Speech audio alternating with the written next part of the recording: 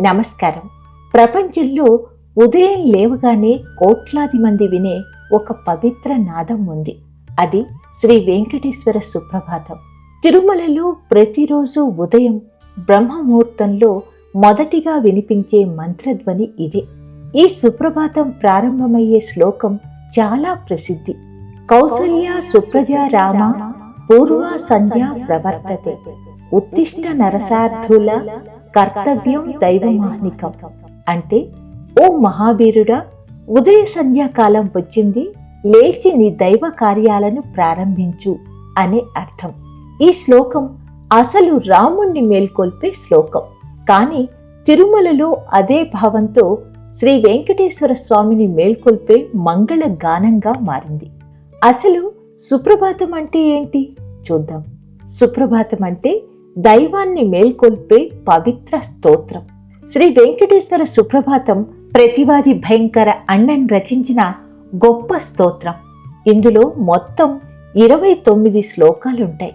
ఈ శ్లోకాలలో దేవతలు, ఋషులు, ప్రకృతి, పక్షులు అందరూ కలిసి స్వామిని మేల్కొల్పుతున్నట్లు అద్భుతంగా వర్ణించారు. ఉదాహరణకు ఒక శ్లోకంలో ఇలా చెప్తారు: ఉత్తిష్టోత్తిష్ట గోవింద, ఉత్తిష్ట గరుడధ్వజ, ఉత్తిష్ట కమలాకాంత, త్రైలోక్యం మంగళం కురు.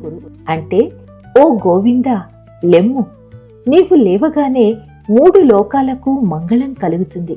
సుప్రభాతం ప్రభావం మన జీవితంపై ఎలా ఉంటుందో చూద్దాం. శ్రీ వెంకటేశ్వర సుప్రభాతం కేవలం పాట కాదు, ఇది ఒక ఆధ్యాత్మిక శక్తి.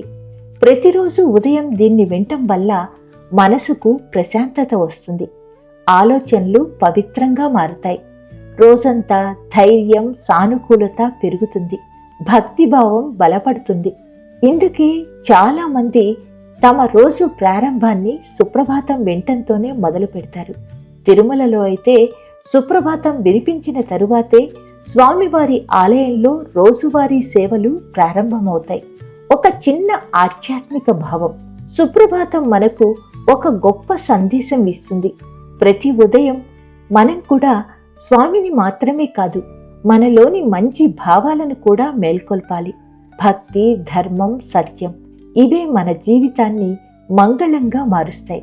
చివరిగా ఒక్క మాట, ప్రతిరోజు ఉదయం ఒక్కసారి అయినా వెంకటేశ్వర సుప్రభాతం వినండి. మీ హృదయం ప్రశాంతమవుతుంది, మీ రోజు మంగళంగా మారుతుంది. గోవింద గోవింద గోవింద.